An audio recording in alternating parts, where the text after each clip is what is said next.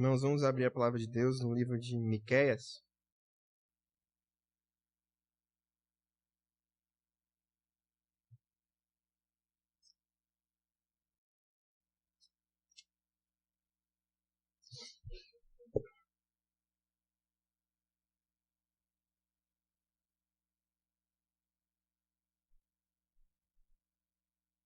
Vamos abrir no capítulo 6.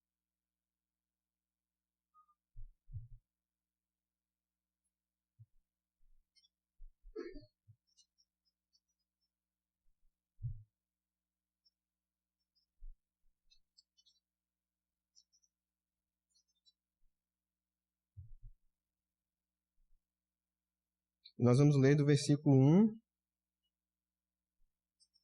até o versículo 5. Mas a nossa exposição será apenas do versículo 3.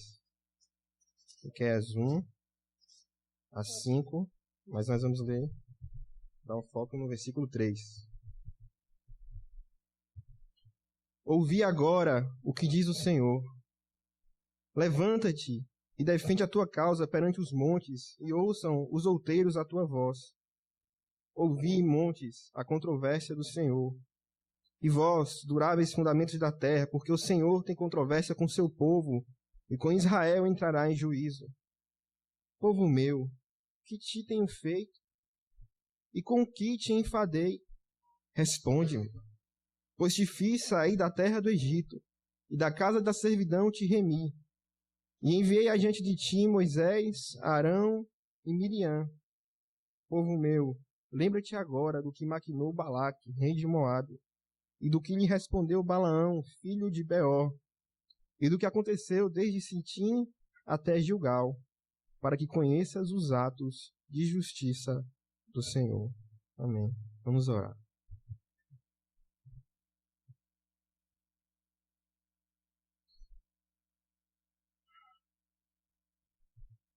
Senhor, nós precisamos de Ti. Porque o nosso coração, Senhor, tem muito apego ao pecado e a este mundo, e muito desprezo para com o Senhor. Mas o Senhor, mais uma vez, fala aos nossos corações e nos dá a oportunidade, Senhor, de nos voltar para... Senhor, dá-nos ouvidos para ouvir a Tua voz. E fala pelo Teu Espírito e quebranta o nosso coração. Desperta-nos, Senhor. E abre os nossos olhos para ver o quão o Senhor é desejável. Ajuda-nos, Senhor, a contemplar a glória de Cristo. Ajuda-nos a enxergar toda a beleza da Tua formosura e santidade, Senhor. Ajuda-nos, Senhor, a nos apegar a Ti como o nosso único e valioso tesouro. Nós precisamos de Ti, ó Pai. Perdoa os nossos pecados, os meus, toda a congregação. E tem misericórdia de nós nessa hora, pois estamos completamente dependentes da manifestação do Teu poder. É a nossa oração em nome de Jesus. Amém. Povo de Deus, é muito comum nós percebermos que quando nós amamos alguém, então nós temos prazer de estar na presença daquela pessoa. Certo pastor uma vez disse que ele descobriu que uma determinada jovem era a moça com quem ele deveria se casar, quando ele percebeu que ele podia muito bem ficar sentado ao lado dela o dia todo, sem conversar nada, sem fazer nada, e ainda assim ele sentiria muito prazer. E ele sentia esse prazer porque ele percebeu que ele amava essa jovem. Ele então tinha que casar com ela. E isso é uma verdade que um termo popular costuma dizer bem. Quando nós gostamos de algo, de alguma atividade, e nós estamos fazendo aquela atividade, nós costumamos dizer que o tempo passou rápido. Todavia, quando nós não gostamos, parece que é uma eternidade que dura ali. Muitos noivos sabem que o noivo não gosta do noivado, né? O noivo, ele está ansioso pelo casamento. E por não gostar, por não ter muito prazer nesse estado de solteiro, de não casado, parece que é uma eternidade até chegar ao casamento. Não é muito agradável. Todavia, imagino eu, quando chega o casamento, ele deve sentir grande deleite, porque ele ama a sua esposa, porque ele quer passar o resto da sua vida com ela. Isso é uma verdade, meus irmãos, nos nossos relacionamentos uns com os outros, ou nas nossas atividades do dia a dia. Isso é uma verdade ainda maior no nosso relacionamento com Deus. Quando nós amamos a Deus, nós temos prazer em estar na sua presença. Nós não nos cansamos de estar na sua presença.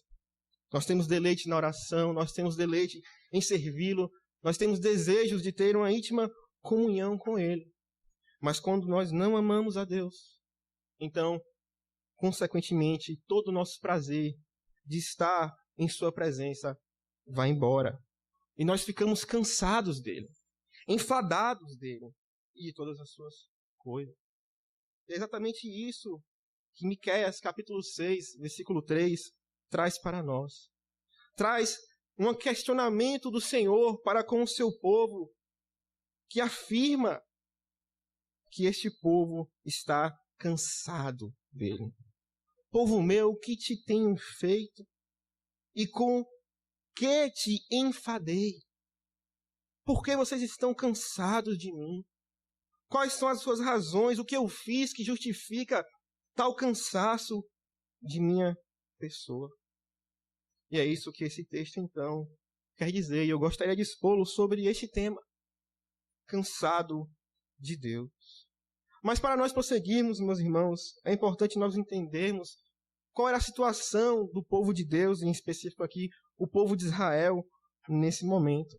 Nós sabemos que o profeta Miqueias foi um profeta cerca de 800 anos antes da vinda do Senhor Jesus Cristo. E nós sabemos que ele profetizou tanto para o povo de Judá, quanto para o povo de Israel. Então, o que acontecia naquela época no povo de Deus? Como essa mensagem é diretamente ligada ao povo de Israel, então é importante nós sabermos o que acontecia naquela nação. E o que acontecia é que o profeta Miqueias vivenciou o período de 2 reis, que foram os últimos 2 reis de Israel, que foi o rei Peca e o rei Oséias. E, infelizmente, meus irmãos, não foram reis piedosos, mas foram reis que fizeram o que era mal diante dos olhos do Senhor. A nação de Israel, desde quando se dividiu o povo de Deus e passou a reinar Jeroboão, cometeu toda sorte de pecados horríveis contra o Senhor. Há relatos de darem os seus filhos para serem queimados, há relatos de idolatrias sem fim, construção de altos, construção até mesmo de todo um sistema de adoração fora de Jerusalém, a outros ídolos em Samaria. E a tendência dos pecados de Israel foi sempre a crescer e piorar. Os irmãos lembram, pouco tempo antes desses reis aqui que eu citei, do terrível rei Acabe, e de como ele, casado com sua esposa ímpia Jezabel, trouxe toda sorte de maldades ao reino de Israel, matando os profetas do Senhor, promovendo a idolatria. E ali nós temos uma expressão, um dos maiores ápices da impiedade do povo de Israel.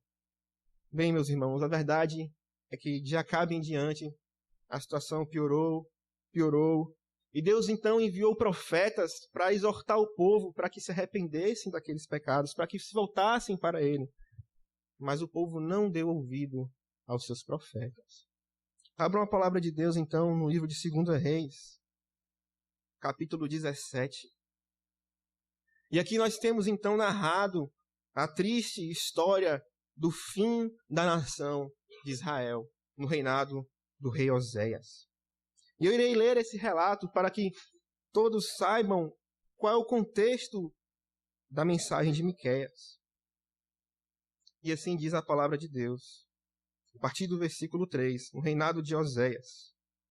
Contra ele subiu Salmaneser, rei da Síria. Oséias ficou sendo servo dele e lhe pagava tributo. Porém, o rei da Síria achou Oséias em conspiração, porque enviara mensageiros a So, rei do Egito, e não pagava tributo ao rei da Síria, como dantes fazia de ano em ano. Por isso, o rei da Assíria o encerrou em grilhões no cárcere, porque o rei da Síria passou por toda a terra, subiu a Samaria e a sitiou por 3 anos. No ano 9º de Oséias, o rei da Síria tomou a Samaria e transportou a Israel para a Síria, e os fez habitar em Ala, junto a Abó, e ao rio Gozã, na cidade dos Medos.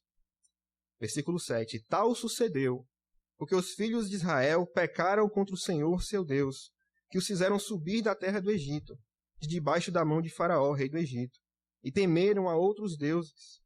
Andaram nos estatutos das nações que o Senhor lançara de diante dos filhos de Israel, e nos costumes estabelecidos pelos reis de Israel. Os filhos de Israel fizeram contra o Senhor, seu Deus, o que não era reto.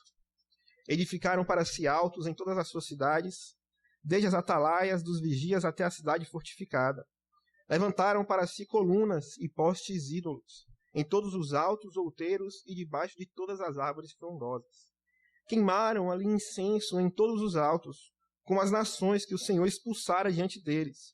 Cometeram ações perversas para provocarem o Senhor a ira, e serviram os ídolos dos quais o Senhor lhes tinha dito: não fareis estas coisas. O Senhor advertiu a Israel e a Judá, por intermédio de todos os profetas e de todos os videntes, dizendo: voltai-vos dos vossos maus caminhos, e guardai os meus mandamentos e os meus estatutos, segundo a lei que prescrevi a vossos pais, e que vos enviei por intermédio dos meus servos, os profetas. Porém, não deram ouvidos, antes se tornaram obstinados, de dura serviço como seus pais, que não creram no Senhor, seu Deus. Rejeitaram os estatutos e a aliança que fizeram com seus pais, como também as suas advertências com que protestara contra eles. Seguiram ídolos, se tornaram vãos, e seguiram as nações que estavam em derredor deles, das quais o Senhor lhes havia ordenado que não as imitassem. Por aí vai, meus irmãos, uma descrição de todos os pecados da nação de Israel, pelas quais o Senhor, então, julgou a nação e praticamente extinguiu ela. Por que eu digo que praticamente a extinguiu? Se os irmãos depois lerem com calma nesse mesmo capítulo, do verso 24 em diante, vocês vão ver que o rei da Síria, além de transportar o povo de Israel para a Síria, ainda enviou povos de nações ímpias para habitar em Samaria, a capital de Israel. E o que aconteceu foi que aquele povo, então, aqueles povos, trouxeram todo tipo de ídolos e de maus costumes pagãos, idólatras, para Samaria. Deus, então, começou a enviar pragas a Samaria. E a solução que o rei da Síria, então, pensou foi: ele está enviando essas pragas porque o Deus do local não está sendo adorado. E então ele enviou também sacerdotes do povo de Deus para Samaria para ensinarem a cultuar ao Senhor. E o resultado foi um culto misto. Era um povo que adorava a Deus, o Deus de Israel, mas que ao mesmo tempo adorava Baal, ao mesmo tempo adorava Astarote e ao mesmo tempo adorava toda sorte de ídolos. De maneira que Samaria, então, ficou como um grande símbolo de um povo idólatra e pagão. Foi esse o fim da nação de Israel.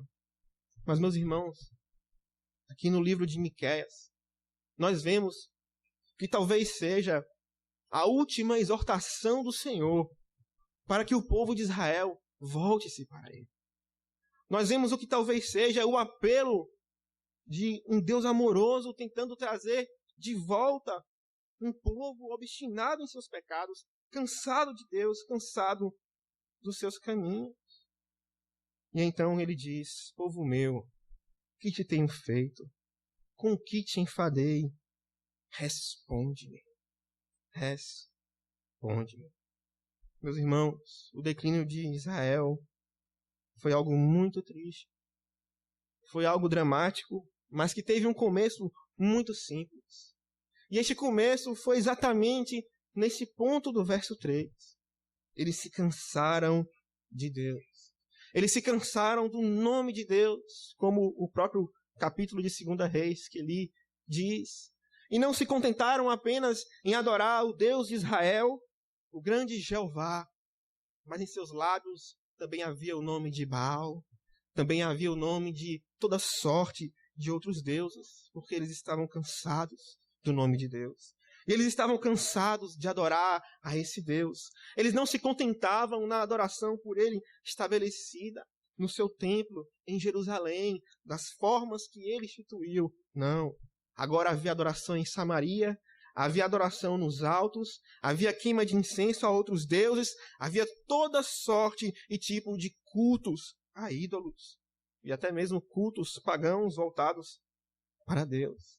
Eles se cansaram de adorar ao Senhor, e eles se cansaram de obedecer os seus mandamentos. E não é exatamente isso que diz o Salmo de número 2? Que as nações bramam contra o Senhor, contra o seu ungido, dizendo que queremos romper os seus laços, tirar as suas algemas de nós. Para um povo cansado de Deus, os seus mandamentos são pesados. As suas leis são como grilhões e algemas que os prendem e os impedem de fazer o que querem. Meus irmãos, isso é uma triste realidade, não é? Quando os mandamentos de Deus, que são maravilhosos, nada penosos, a lei que refrigera a alma, a lei que é perfeita, boa e agradável, se tornam apenas grilhões que nos restringem, que nos privam da nossa liberdade. Quando alguém está cansado de Deus, é assim que ele vai ver a lei de Deus. São algemas, são meras restrições que me impedem de fazer o que eu quero. E é assim, meus irmãos, que o povo de Israel, então, ficou enfadado do Senhor. Tudo que dizia respeito ao Senhor era um motivo de tristeza, era um motivo de algum tipo de enfado, cansaço, algo insuportável. Todos aqui já passaram por essa experiência, não é? Todos aqui já tiveram contato com alguma pessoa ou com alguma coisa de que vocês não aguentavam mais fazer aquilo ou estar na presença daquela pessoa. Talvez as falas, o que aquela pessoa falava lhe incomodava profundamente. Talvez aquela determinada atividade era tão insuportável para você que você não tinha nem mais ânimo de acordar e pensar em realizar aquilo. Mas o triste, meus irmãos, é que muitas vezes é assim que nós tratamos a Deus. Como nós podemos discernir que nós estamos nos cansando dele? Eis aqui alguns passos. Primeiro, quando alguém se cansa de Deus, ele logo desiste de procurar uma íntima comunhão com ele. A primeira coisa que é afetada quando um crente cansa de Deus é a sua comunhão. Ele não tem mais aquele desejo intenso por intimidade com Deus. Ele continua a realizar seus afazeres, suas obrigações. Ele ora, ele lê a Bíblia, mas ele não ora com fervor. Ele não lê a Bíblia como sede. Ele não sabe o que quer dizer que é como uma corça sedenta bramando pela corrente das águas. Talvez você tenha essa experiência agora. Quando você era mais novo na fé, quando você conheceu o Senhor Jesus Cristo, certamente você era um devorador de Bíblias. Você andava a todo instante lendo as Escrituras, buscando as Escrituras, você ansiava pelo momento da sua faculdade, no seu trabalho, de chegar em casa, qualquer momento livre que você pudesse ter para abrir as Escrituras e conhecer a palavra de Deus. Não é verdade que cada texto que você abria era como algo novo? Seus olhos brilhavam, cada conhecimento novo que você adquiria, cada verdade que você conhecia, tudo era muito novo, muito lindo para você, e você tinha sede demais, sede demais. Você não se contentava em ler meramente aqueles 3 capítulos da leitura corrente para poder ler a Bíblia toda em um ano, não. Você queria mais, e mais. E você não lia com pressa, você lia com calma, porque você queria ouvir a voz do Senhor na sua vida, você queria meditar na sua palavra, você queria conhecer em detalhes até que você se cansou. E a primeira coisa que você abriu mão foi dessa sede por intimidade de Deus, essa sede por conhecê-lo mais. Talvez os anos se passaram e você acha que você já conhece o suficiente. Você acha que você já adquiriu um nível espiritual elevado bastante que não lhe desperta mais sede de conhecer a Deus, de ler a sua palavra? O mesmo vale para a oração. Talvez os anos se passaram e você enganosamente já acha que já fez muito, já orou demais. Talvez ache até já evangelizou demais, já lutou demais pelo reino de Deus. E então você faz as coisas de uma forma meramente mecânica, formal. Esse é o primeiro sintoma de alguém que está cansado de Deus. Mas, meus irmãos, esse é o primeiro passo apenas. A verdade é que quando você desiste de buscar uma íntima comunhão com o Senhor, o seu amor esfria. E você deixa de ser preciso nos caminhos do Senhor. De repente, certos mandamentos para você que eram algo tão verdadeiro, tão deleitável, começam a ser descartados. E o primeiro deles, eu afirmo, é o dia do Senhor. Nós sabemos que, infelizmente, no nosso tempo há muitas controvérsias nesse assunto e muitas pessoas não entendem bem essa doutrina. Mas, graças a Deus, aqui, nesta igreja, ela é ensinada, ela é compreendida e ela é afirmada. Mas quando você se cansa de Deus, uma das primeiras coisas que você abre mão é de mandamentos como esse. Logo, na sua mente surgem certas setas que lhe dizem, mas isso não é tão certo assim. Mas isso não é tão seguro. Eu conheço muitos outros crentes que não dão a mínima para esse mandamento. E toda sorte de doutrina que você, infelizmente, não é muito fundamentado e seguro, você irá abrir mão. Se eu posso passar o dia do Senhor agora fazendo todo tipo de outra coisa, de entretenimento, de prazer, de saídas no shopping, é isso que eu irei fazer agora. É isso que eu irei promover. Eu quero ser livre.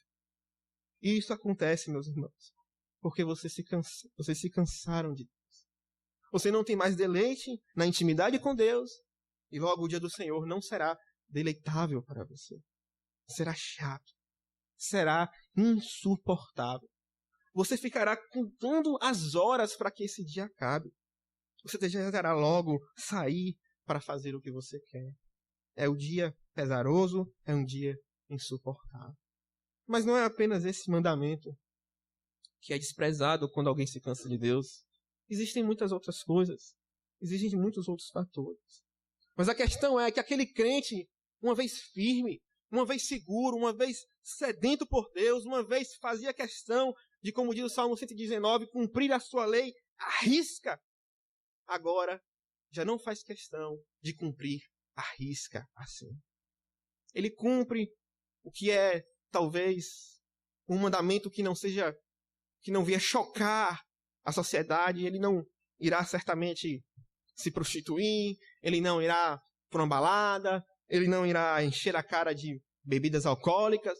Não, porque todas essas coisas, a sociedade, inclusive a sociedade cristã, virá com maus olhos. Mas quando se está cansado de Deus, em secreto, e naquilo que não é tão mal visto pela sociedade cristã, serão as primeiras coisas que você irá abandonar. Você não fará questão mais de obedecer os mandamentos do Senhor à risca. Você abandonará ser preciso nos caminhos do Senhor. E, meus irmãos, isso afeta muita coisa. E a terceira coisa que isso afeta é que você não saberá mais o que significa a palavra consagração. Quando se cansa de Deus, se abandona a consagração ao Senhor. Você não desejará mais ser totalmente consagrado a Deus. Não. Você virá à igreja. Você continuará como uma religião formal.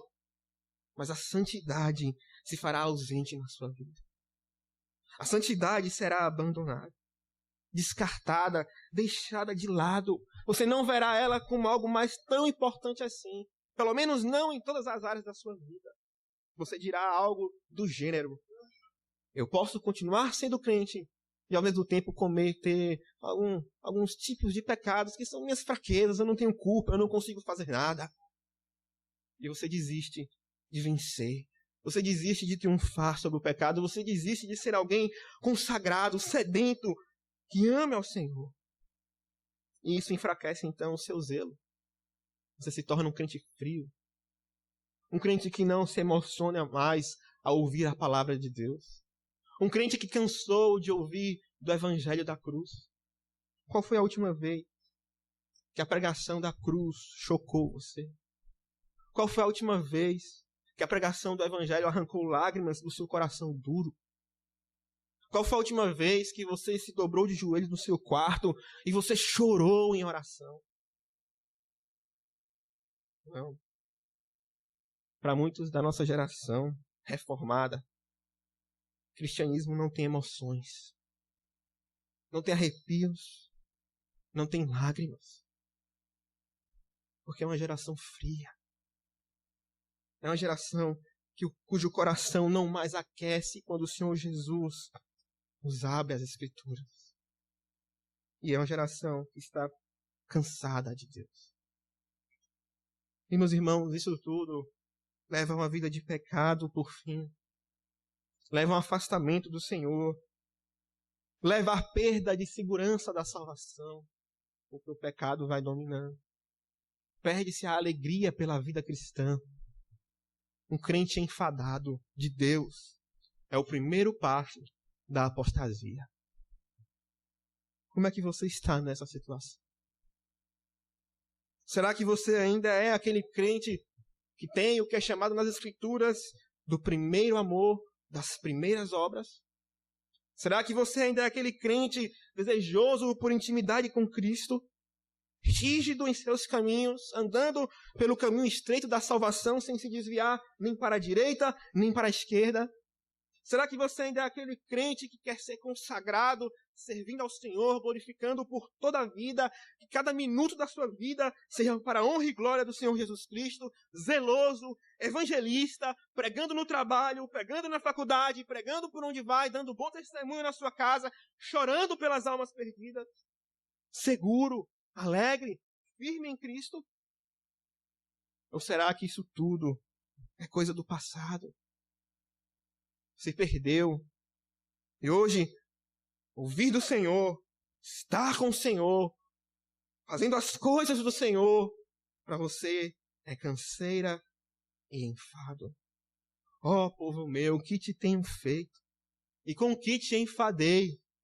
Responde. Essa é uma linguagem muito utilizada pelos profetas, não só por Miqueias. O profeta Jeremias, no capítulo 2, versículo 31, usa uma expressão parecida. Ele diz: ó, que geração, considerai vós a palavra do Senhor. Porventura tenho eu sido para Israel um deserto?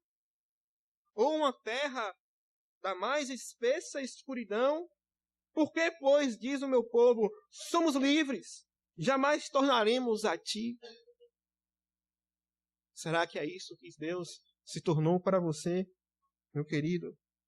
Se tornou para você como um deserto, como algo seco, como algo duro, quente, terrível, que quando você escuta dele, quando você pensa sobre ele, então você pensa logo em algo ruim, em algo infeliz, em algo duro? Será que Deus para você se tornou uma terra de mais espessa escuridão, de trevas, de sequidão? Será que você agora se vê como livre, na medida que você se afasta dos caminhos do Senhor e não deseja mais voltar para Ele? Ó povo meu, com o que te enfadei. Mas, meus irmãos, apesar dessa dura situação de se estar cansado de Deus, aqui nós temos um apelo amoroso de sua parte. Um apelo para que vocês, ao serem questionados por Ele mesmo, possam então refletir se vale a pena seguir este caminho. E por quais razões vocês estão cansados dele. É interessante a linguagem que Miqueias usa nos 2 primeiros versículos. É a linguagem de alguém que está convocando uma espécie de tribunal, onde as testemunhas são as rochas, os montes, a terra, a criação. E Deus então se coloca como alguém que está pronto para ser acusado. Diga-me, o que eu te fiz? Diga-me, com o que eu te enfadei? Agora é a sua chance, agora é a sua hora. Testifique contra mim. Fale, dê os seus argumentos, dê as suas razões. Prove que você está certo e que eu estou errado. E esse é o desafio que eu trago hoje para a nossa congregação. Você que tem se enfadado de Deus, você que está cansado dele, agora se pergunte o que foi que ele lhe fez. Como foi que ele lhe deu essa canseira e esse enfado? Quando tão amorosamente ele chega para você, ele chama povo meu. Povo meu. Não, meus irmãos, isso não é interessante. Que Israel, no ápice da sua iniquidade, prestes a ser completamente destruída, afundada em pecado e miséria, ainda é aqui chamada de povo meu. E isso é uma expressão que o Senhor usa, primeiro para trazer toda a solenidade e urgência do que ele vai dizer, diante das testemunhas que ele invocou. Povo meu, você não pode seguir nesses caminhos. Povo meu, o fim está perto. Se vocês continuarem nesse rumo, vocês serão destruídos. Eu já enviei os meus profetas diversas vezes, povo meu. Por isso, povo meu, escute esta minha última exortação. Antes que venha o fim, vocês precisam se voltar para mim com urgência. Mas, meus irmãos, é perceptível um certo tom de tristeza, com certa reverência, eu diria que esse povo meu é uma expressão de lágrimas do Senhor. Como alguém que ama o seu povo e sabe das consequências de seus pecados. Ele então conclama para que se arrependam. Povo meu, vocês irão continuar nesses rumos. Este é um apelo de um Deus que ama o seu povo. Spurgeon, falando desse amor de um Deus que, por diversas vezes nas Escrituras, não só aqui, mas em vários outros textos, especialmente dos profetas, ele se demonstra como um pai amoroso indo atrás de seu filho pródigo, clamando, apelando, rogando para que ele volte. E Spurgeon então diz: é o amor ferido, mas vivo, implorando, esforçando-se, suplicando para que volte. É o amor de alguém que foi desprezado, de alguém que foi traído, de alguém que foi atacado. Um amor ferido, mas implorando ao seu povo para que retorne à sensatez e voltem-se para ele. Essa expressão, povo meu, meus irmãos, demonstra o intenso desejo de Deus por arrependimento do seu povo. Podemos lembrar daquele texto de Ezequiel que diz: tão certo como eu vivo, diz o Senhor Deus, não tenho prazer na morte do perverso, mas em que o perverso se converta do seu caminho e viva. E então ele diz: convertei-vos dos vossos maus caminhos, pois por que haveis de morrer, ó casa de Israel? Eu tenho prazer em que vocês se arrependam. Não tenho prazer que vocês morram, mas os caminhos de vocês levarão à morte e destruição. Por isso se convertam. Pois por que haveis de morrer, ó casa de Israel? Isso que vocês estão buscando, o pecado, este mundo, vale tanto a pena assim a ponto de vocês morrerem por ele, a ponto de vocês desprezarem a mim? Por que haveis de morrer, ó casa de Israel. Por quê, meu querido? Você irá continuar nesse caminho. Não se engane. O caminho de alguém que se cansou do Senhor é o caminho da morte. É o caminho do inferno. É o caminho da destruição eterna. O profeta Sofonias, logo no primeiro capítulo, ele traz uma palavra muito forte em relação a isso, a este pecado de desprezar o Senhor, de deixá-lo de lado. Talvez você escutando essa mensagem, você esteja nas primeiras etapas da apostasia. Cansado de Deus, ainda vive na prática das coisas cristãs, ora, de certa forma, ler a Bíblia, vem à igreja todos os domingos. Não está cometendo pecados assim tão abertos, tão drásticos. Então você pensa, não, eu estou confortável, eu estou numa posição segura. Então ouça o que diz o profeta Sofonias. Capítulo 1, versículo 3. Consumirei os homens e os animais.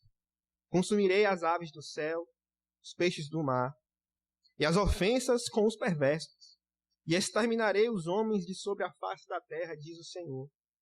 Estenderei a mão contra Judá e contra todos os habitantes de Jerusalém. Exterminarei desse lugar o resto de Baal, o nome dos ministrantes dos ídolos e seus sacerdotes. Os que sobre os eirados adoram o exército dos céus, e os que adoram o Senhor, e juram por ele, e também por Milcom. Veja o que o Senhor diz. Eu exterminarei quem? Exterminarei os que adoram Baal, seus ministrantes, tanto os ídolos como os sacerdotes. Exterminarei os que adoram o exército dos céus. Exterminarei aqueles que adoram o Senhor e que adoram Milcom ao mesmo tempo. E por último, versículo 6. Quem eu exterminarei? O Senhor diz. Exterminarei os que deixam de seguir ao Senhor e os que não buscam o Senhor, nem perguntam por ele. Bom, meu querido, será que você não está neste quadro? Talvez você não adore Baal, nem Milcom, nem o exército dos céus. Mas será que você não deixou de seguir ao Senhor? Não busca a Ele, nem pergunta por Ele? Exterminarei a esses, diz o Senhor. Ó, meus irmãos, tudo isso é para mostrar o quão grave, sério, terrível é o pecado de desprezar a Deus. E que não é apenas a impiedade aberta que o ofende, mas uma religião formal, que não tem sede dele, que não o busca com intensidade, o ofende muitíssimo. Não o agrada e é objeto da sua ira. E por isso, então, ele pergunta: o que te tenho feito? O que eu fiz que gerou em você este incômodo de me buscar? O que foi que eu fiz que tornou a minha pessoa para você um objeto de canseira? E então ele diz, nos versículos posteriores de Miqueias, primeiro ele relembra o povo que ele os libertou do Egito. Povo meu, lembrem do passado. O que foi que eu vos fiz? Eu vos libertei do Egito. Lá estava Israel por anos e anos a fim, escravizado, com dura serviço, trabalhando duro, trabalho escravo, numa terra idólatra, pagã. E o que foi que Deus nos fez? Diz o texto em Êxodo que ele ouviu os clamores do povo, subiu até ele, e então ele enviou os seus servos e com o braço forte, mão estendida com grandes sinais e prodígios, libertou o povo de Israel. Oh, meus irmãos, Deus libertou o povo. Por que o povo, então, está enfadado de um Deus libertador? Deus enviou seus profetas para os guiar, diz o texto. Que ele enviou a Moisés, a Arão e a Miriam, 3 irmãos, profetas. para libertar o povo, para guiar o povo. Até mesmo aqui é citado a Miriam, que diz em Êxodo 15, 20 e 21, profetiza Miriam, tomou um tamborim e todas as mulheres saíram atrás dela com tamborins e com danças. E Miriam respondia, cantai ao Senhor, porque gloriosamente triunfou e precipitou no mar o cavalo e o seu cavaleiro. Aqui estão 3 exemplos de guias que incitavam o povo a temer ao Senhor, a amar o Senhor, aos jovens, aos velhos, aos homens, às mulheres, às crianças. Isso foi o que Deus fez por Israel. Deus envia Moisés com o seu cajado. E ele venceu, no poder de Deus, a dura cerviz de Faraó. Vez após vez em todas as suas pratas. Deus abriu o mar vermelho para que o povo passasse por terra seca, até em direção à terra prometida. E destruiu todo o exército de Faraó diante dos seus olhos. Que te fiz, povo meu? Não bastasse isso, meus irmãos, o texto diz, para lembrar do que ele fez a Balaão e a Balaque. E vocês lembram muito bem, quando um contratou aquele profeta para que ele amaldiçoasse o povo de Deus. E então Deus transformou aquela maldição em bênção. E não deixou que o profeta amaldiçoasse o povo de Deus, nem que os intentos daquele rei ímpio prosperassem. Mas defendeu, guardou, protegeu o seu povo. Foi isso que eu te fiz, ó povo meu. Eu não somente te libertei do Egito, te tirei da servidão, não somente enviei meus servos para vos guiarem, para vos animarem, encorajarem, mas eu mesmo os protegi dos inimigos, dos falsos profetas, de Satanás. E mais, diz que ele os guiou de Sitim a Gilgal, para lembrar o que ele fez de Sitim ao Gilgal.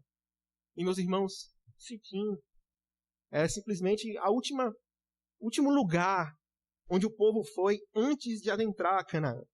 E Gilgal foi o primeiro lugar que eles foram após adentrar a Canaã. E isso é uma expressão simplesmente para mostrar o que ele fez nesse intervalo quando eles foram entrar na terra prometida. E o que foi que ele fez? Lá estava o povo, prestes diante de Canaã, sabendo que existiam gigantes inimigos terríveis em Canaã, e Moisés morreu. Certamente o povo poderia ficar desanimado, desencorajado. Mas o que foi que Deus fez? Deus levanta Josué, abençoa Josué, e faz com que eles entrem na terra prometida exatamente como eles saíram do Egito, abrindo o rio Jordão diante deles, reafirmando a aliança com o Senhor. Ele os fez entrar na terra prometida de uma maneira extraordinária e miraculosa. Foi isso que ele fez com o seu povo. E mais, diz o texto, para que ele revelou seus atos de justiça. Lá estava o povo finalmente em Canaã. E o que Deus lhes fez? Deus lhes abençoou. Destruiu os seus inimigos, gigantes, homens fortes, exércitos muito mais poderosos do que o povo de Israel. Foram todos submetidos a eles diante de Deus, destruídos. Israel entrou, Israel venceu, Israel foi protegido, guardado, abençoado pelo Senhor. O que te fiz, povo meu? Deus só fez bem. E se ele fez isso com Israel, muito mais ele fez comigo e com você, não é verdade? Ele nos tirou do verdadeiro Egito, da escravidão, do pecado, das garras do príncipe deste mundo, de Satanás. Ele nos libertou quando nós estávamos mortos em nossos delitos e pecados. Ele nos deu vida. E ele não enviou simplesmente mais um profeta, um sacerdote, uma mulher para guiar as outras mulheres. Ele enviou o seu próprio filho. E seu filho veio a este mundo e padeceu morte de cruz. Se humilhou e se humilhou ao extremo de morrer naquela cruz para redimir o seu povo. O preço de nos libertar do Egito não foi enviar algumas pragas a esse mundo ou fazer-nos andar por um deserto ou qualquer coisa do gênero. Foi o sangue precioso do Senhor Jesus. O sangue do seu próprio Filho foi derramado para nos tirar deste Egito. Foi isso que ele nos fez. E mais, lá estava Satanás com seu escrito de dívida, diz o texto. E ele pegou esse escrito de dívida e na cruz o cravou e destruiu, aniquilou, para que não houvesse mais acusações contra os seus preciosos irmãos, que somos nós. De maneira que Satanás não pode nos acusar, Satanás não pode nos amaldiçoar, Satanás não pode nada contra os filhos de Deus, por causa de Cristo. Ele converteu a maldição em Deus. Não é verdade? E muito mais do que isso, meus. Ele certamente faz conosco o que fez com eles entre Cetim e Gilgal. Nós estamos em Cetim e daqui a pouco, em breve, estaremos em Gilgal, na terra prometida. E certamente ele nos leva de forma extraordinária, não é? Ainda não estamos lá, é verdade. Não chegamos nos céus, não tomamos posse da terra prometida. Mas já podemos ver, como cristãos, como o Senhor nos guia de maneira extraordinária até lá. Quantas vezes você já pensou em desistir? Quantas vezes as aflições, as perseguições, as tentações foram tão fortes contra você? E você foi tentado a abandonar a carreira cristã. Mas o Senhor lhe sustentou, não é verdade? Ele lhe encorajou em diversos meios, pela sua palavra, pela pregação do Evangelho, naqueles momentos de choro, em oração. Em tantas formas, ele lhe levantou para lhe guiar até Gilgal, fez coisas extraordinárias, até mesmo por meio de sua providência, lhe poupando, lhe guardando, lhe protegendo. O que ele faz por nós é extraordinário, meus irmãos, para que nós venhamos perseverar até o fim e adentrar naquele grande dia nas portas da Jerusalém Celestial. O Senhor revela para nós os seus atos de justiça, não é verdade? Ele revela como fez Cristo ser a nossa justiça. Ele revela como ele triunfou sobre os nossos inimigos. Ele revela como ele abre as portas dos céus para nós. E como ele nos guia como o nosso general e rei.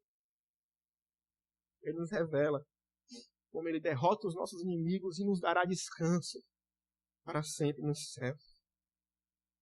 Então me diga, povo de Deus, e todos aqueles que nos visitam, o que o Senhor lhe fez para que você se canse dele? O que é que ele está lhe fazendo de ruim e de mal para que você não tenha mais prazer em sua presença? Certamente ele não fez nada mal, mas tão somente bem.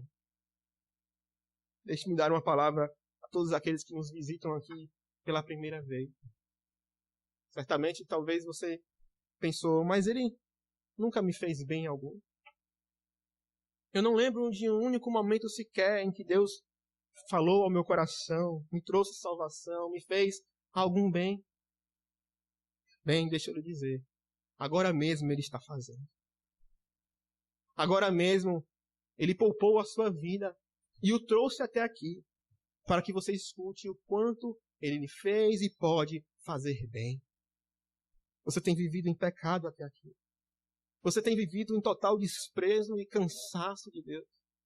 Você talvez nunca nem experimentou o que é ter algum pensamento prazeroso a respeito dele. E isso é uma ofensa terrível, como nós já vimos aqui. Mas ainda assim, ele lhe poupou a vida. E as misericórdias dele são a causa de você não ser consumido. E ele lhe trouxe até aqui. E agora ele diz, que te fiz para você estar enfadado de mim? Ele lhe chama ao arrependimento. Ele lhe chama para que você se volte com ele. E ele tem muito bem a fazer por você. Ele enviou o seu Filho para que todo aquele que nele creia não pereça, mas tenha a vida eterna. E se você crê nele hoje, se você se arrepender dos seus pecados e crer no Senhor Jesus Cristo, então essa vida lhe será concedida por ele, gratuitamente. E você o verá o quanto ele faz bem. Ele faz Muito bem. Mas, meus irmãos, não bastasse tudo isso que o Senhor fez, o povo ainda continuou cansado dele. O texto diz em que te enfadei. E a verdade é que não temos motivo algum para estar enfadados de Deus, a não ser o nosso próprio pecado. É o nosso próprio pecado que nos impede de contemplar a glória de Deus e ver quão maravilhoso Ele é. A palavra de Deus chama o Senhor Jesus Cristo de maravilhoso, príncipe da paz. Por que nós não o vemos assim então? Será que a palavra de Deus está mentindo? Será que ela está nos enganando? Não. É porque o seu pecado lhe cegou de tal forma que você não tem mais olhos para contemplar a glória do Senhor Jesus Cristo. Você está enfadado dele, porque você não enxerga como ele é. Você não consegue discernir os seus propósitos gloriosos, benditos, maravilhosos para nós. Você não consegue discernir que a sua vontade é boa, agradável, perfeita para nós.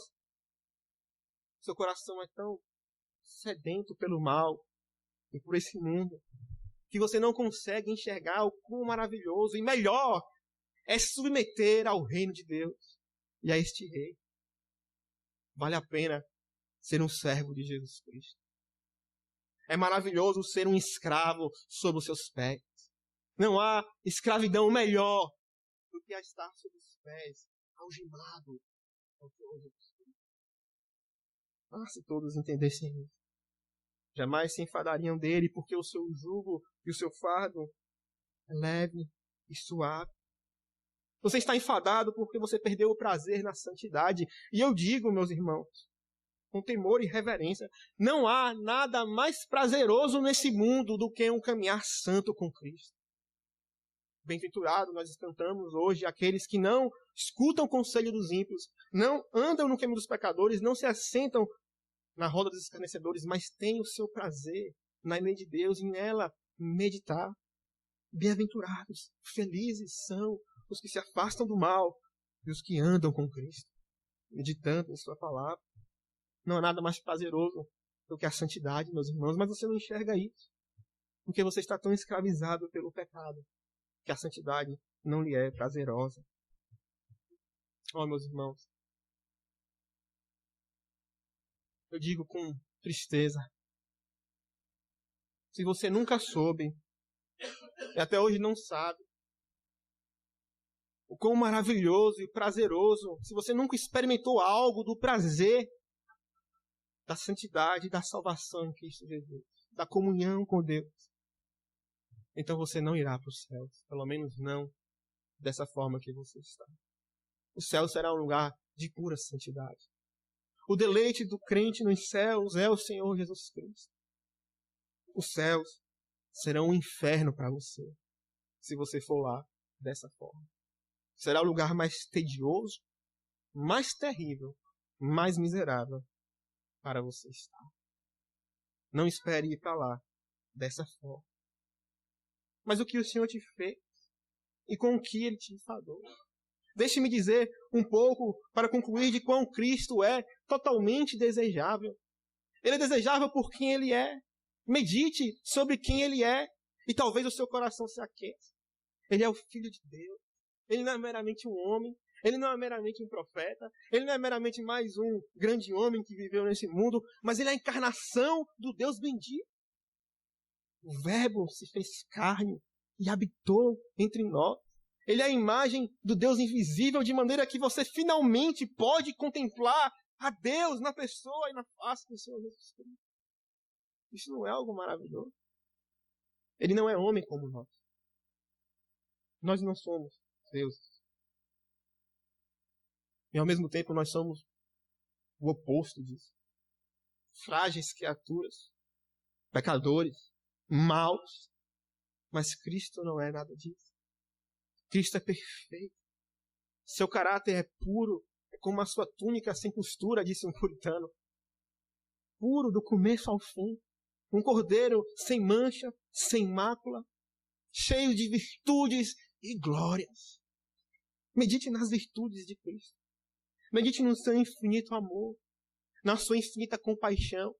Como por diversas vezes, diz a Escritura, ele olhou para aquela multidão e sentiu íntima compaixão dela. Talvez sua mãe e seu pai não sintam compaixão de você em muitos momentos da sua vida, mas Cristo sente. Ele é movido por íntima compaixão. Medite na sua santidade.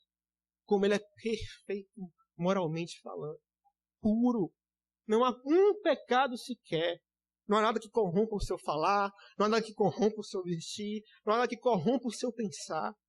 Tudo que ele faz é bom e agrada a Deus. E é bom para nós. Medite nas suas palavras. Certa feita, o Senhor Jesus Cristo disse que as minhas palavras são espírito e vida. Quão doces são as palavras do Senhor. Como diz o texto de Cantares, sua palavra é doce. Doce para nós. Medite, meus irmãos, no Senhor Jesus Cristo e você verá toda a sua glória e formosura. E assim o seu coração se aquecerá por ele. E medite na sua obra. Medite no que ele fez na cruz. Em como ele se fez maldição por nós. Em como ele morreu a morte do seu povo. Medite na sua ressurreição. Como ele ressuscitou para a nossa justificação. Como ele adentrou os portais celestiais em nosso lugar, à nossa frente, para que nós estivéssemos lá com ele. Medite na sua volta. O mundo não continuará como está. Hoje você está no mundo perverso, não é verdade? Cheio de maldade, cheio de pecado, um mundo verdadeiramente amaldiçoado. Mas isso não continuará assim. A palavra promete que ele em breve voltará. E quando ele voltar, fará nova todas as coisas. Fará nova todas as coisas dentro de nós. Não haverá mais pecado em nós. Não haverá mais corrupção. Seremos como ele é, unidos perfeitamente com ele para sempre. E fará novas todas as coisas fora de nós. Haverão novos céus. Haverá nova terra. Haverá um lugar incomparavelmente melhor do que tudo que já pensamos, vimos ou imaginamos. Diga se ele não é verdadeiramente, totalmente desejável. Como podemos nos cansar de Deus? Como podemos odiá-lo de tal forma, desprezá-lo assim? Não há motivos nele. Não há motivos nele. Mas tão somente em nós. Na dureza do nosso próprio coração. Como mesmo ele disse em João, odiaram-me sem motivo. Então o que você deve fazer? O texto de Miqueias termina dizendo, responde-me. Responde-me. E eis como você deve responder. Responda com arrependimento. Se arrependa agora da sua frieza, do seu cansaço, do seu enfado de Deus. Se arrependa agora de como você pôde enxergá-lo como alguém desprezível, como alguém indigno, ou como você pôde enxergar os prazeres desse mundo e do pecado como algo melhor do que a comunhão com o Senhor. Se você é um crente, se arrependa de ter se afastado dele. E faça votos de voltar a buscar com sede e zelo. Responda com arrependimento, meus irmãos. Eu apelo a mim e todos que estão aqui. O maior motivo do enfado de Deus geralmente vem e traz consigo alguma prática de pecado. E se você quer sair dessa situação, você precisa matar esse pecado. Pelo poder do Espírito Santo. Com a graça de Deus, você precisa fazer como Finéias e pegar uma lança e atravessar esse pecado, como ele atravessou aquele israelita e aquela midianita. Se você não fizer isso, então você ficará cansado de Deus. Você apostatará da fé. E o que você acabará fazendo é atravessando o Senhor Jesus Cristo, como aquele guarda, que para conferir se ele estava morto, lançou uma lança sobre ele. Talvez, meu querido, seja isso que você irá fazer em seu coração. Não permita que chegue a esse ponto. Eu apelo em nome do Senhor Jesus. Mate o pecado. Antes, digo com reverência, que ele mate Cristo em seu coração. E responda a ele com arrependimento. Mas responda com fé. Responda na esperança de que Ele lhe ajudará, de que Ele lhe fortalecerá, de que Ele lhe dará graça e forças para encontrar novamente nele o objeto de maior alegria e regozijo de sua vida. Para que você perceba que Ele é o tesouro mais precioso que existe. Responda com fé, confiando que Ele ajudará, confiando na sua obra, confiando no poder do seu Espírito. Mas por último, meus irmãos, diz o Senhor, respondam-me. E eu peço que vocês respondam urgentemente. Que vocês respondam agora. Que vocês não deixem para amanhã. Que vocês não deixem para depois. Essa pode ser a última oportunidade, como foi para Israel. No livro do Peregrino, em determinado momento, ele se depara com um grande demônio chamado Apolião. E Apolião, então, começa a tentar o peregrino para que ele volte para o seu reino. Para que ele deixe de seguir em direção a Jerusalém celestial e de servir ao Senhor Jesus Cristo e que ele volte a servi-lo, a Apolião. Então o peregrino responde: eu quero te falar francamente, Apolião. O seu serviço, a sua paga, os seus servos, o seu governo e a sua companhia em seu país são péssimos. Porque o de Cristo, diz ele, o serviço de Cristo, a paga de Cristo, os servos de Cristo, o governo de Cristo, me agradam muitíssimos mais dos que o teu. Em outras palavras, meus irmãos, o peregrino diz: pare de me insistir para voltar para o seu reino, porque o de Cristo me é muito melhor. Será que essa será a sua expressão daqui em diante? Será que toda vez que as setas do maligno vierem contra você para lhe enfadar, lhe afastar dos caminhos do Senhor, você então dirá para ele: aparta-te de mim, Satanás, porque o governo de Cristo, a sua paga, os seus serviços, a sua companhia e o seu país me agradam muito mais do que os teus. Que essa seja a nossa resposta, meu irmão. Vamos orar. E depois vamos cantar o Salmo 16, em que um dos seus textos diz que na sua presença há delícias sem fim. Senhor, tem misericórdia de nós. Não nos deixa, Senhor, ficar cansados do Senhor, nem nos afastar de Ti. Mas corta o mal pela raiz, Senhor, e quebranta os nossos corações. Aviva o Teu povo, aqueles que estão frios, cansados. Mostra para eles toda a glória e beleza do Senhor, para que eles sejam encorajados, Senhor, a Te buscar com intensidade, com zelo. Aqueles que não Te conhecem, Senhor, abre os seus olhos hoje para que enxerguem o quão o Senhor é maravilhoso. Que a Tua paga é muito melhor do que a deste mundo e do príncipe deste mundo. Ajuda-nos, Senhor, pela Tua graça, pelo Teu Espírito, a vencer o pecado e a nos apegar a Ti com amor e a viver uma vida espiritualmente piedosa, sedenta, aquecida por amor a Ti. Nos ajuda, Senhor. Guarda-nos deste pecado que o Senhor exortou e ajuda-nos a Te amar mais do que tudo e mais do que todos. Em oração, em nome do Senhor Jesus. Amém. Salmo 16.